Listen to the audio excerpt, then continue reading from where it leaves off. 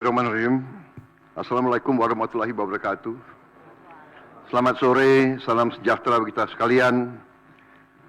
Shalom Salve, Om Swastiastu, Namo Buddhaya, salam kebajikan. Terima kasih saudara-saudara sekalian, teman-teman dari media, saudara-saudara sekalian. Sore hari ini dari sejak jam 3.50 kurang lebih saya hadir mengikuti rapat tutup tahun dari Menteri Keuangan dan jajarannya. Jadi pada hari ini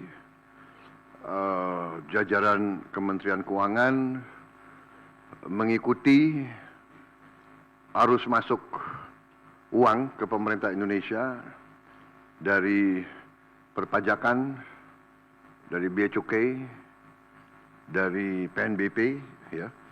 Kemudian karena tepat pada waktu nanti 00, berarti tahun anggaran 2024 ditutup.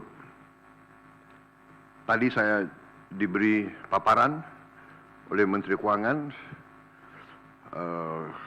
pelaksanaan dari APBN 2024 dan alhamdulillah di tengah tantangan global yang penuh ketidakpastian, penuh ketegangan, penuh penekanan terhadap perekonomian dunia seluruhnya yang mempengaruhi harga-harga komoditas, yang ujungnya mempengaruhi penerimaan kita, juga mempengaruhi harga-harga minyak dan gas. Ternyata kita masih bisa mengelola keuangan negara dengan prudent, dengan bijak, dengan hati-hati, dan kita masih mampu untuk mengendalikan defisit kita dalam koridor yang masih cukup hati-hati dan cukup mampu kita kelola. Dalam hal ini juga saya kira ada baiknya juga saya menyampaikan beberapa hal tentang kenaikan tarif pajak pertambahan nilai PPN yang mungkin masih ada suatu keraguan-raguan atau suatu ketidakpemahaman, ya, yang tepat, sehingga saya setelah koordinasi dan diskusi dengan Menteri Keuangan dan jajaran beberapa kementerian lain, saya merasa perlu bahwa untuk menyampaikan sendiri masalah PPN 12% ini. Jadi saudara-saudara sekalian, kenaikan tarif pajak pertambahan nilai menjadi 12% ini merupakan amanah, merupakan perintah dari Undang-Undang Nomor 7 Tahun 2021 tentang harmonisasi peraturan perpajakan. Jadi, sesuai kesepakatan pemerintah Republik Indonesia dengan DPR tahun 2021, kenaikan tarif dilakukan secara bertahap dari 10% menjadi 11% mulai 1 April 2022. Ini sudah dilaksanakan. Dan kemudian perintah undang-undang dari 11% menjadi 12% pada 1 Januari 2025. Besok. Kenaikan secara bertahap ini dimaksud agar tidak memberi dampak yang signifikan terhadap daya beli masyarakat, terhadap inflasi, dan terhadap pertumbuhan ekonomi. Saudara-saudara, sudah merupakan sikap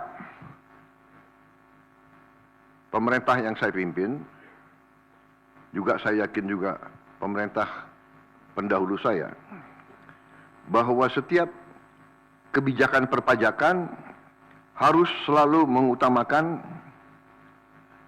kepentingan rakyat secara keseluruhan, perlindungan daya beli rakyat, serta mendorong pemerataan ekonomi.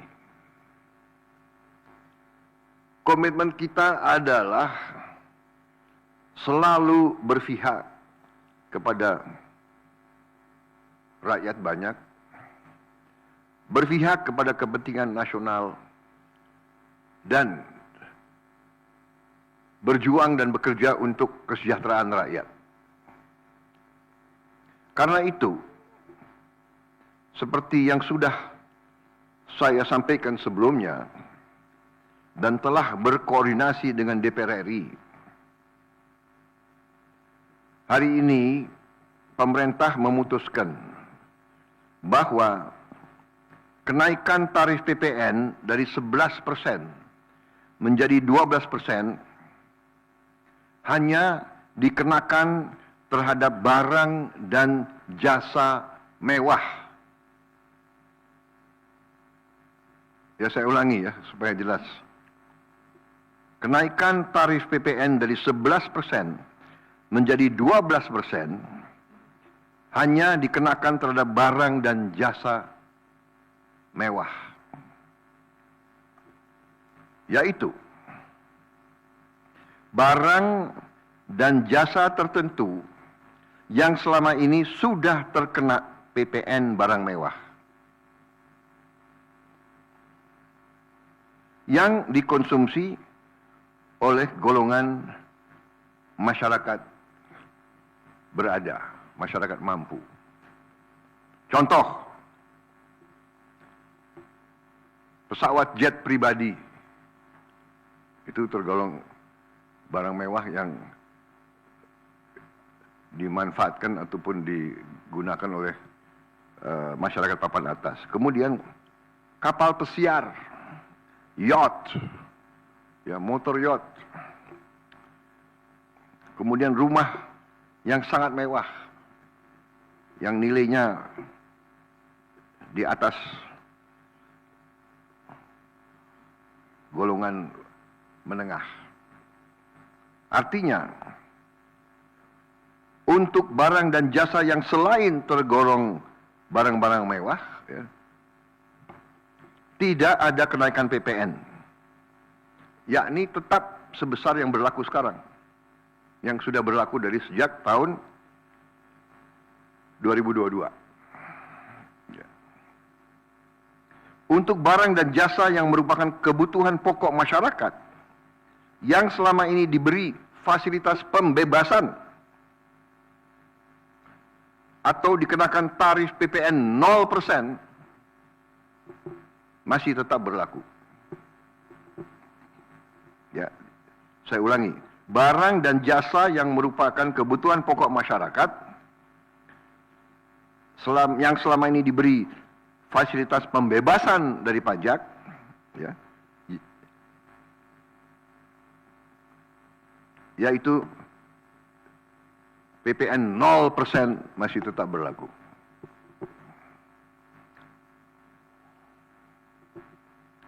Pemerintah telah berkomitmen memberi paket stimulus. Ya. Nilai stimulus itu adalah 38,6 triliun. Seperti yang pernah diumumkan sebelumnya.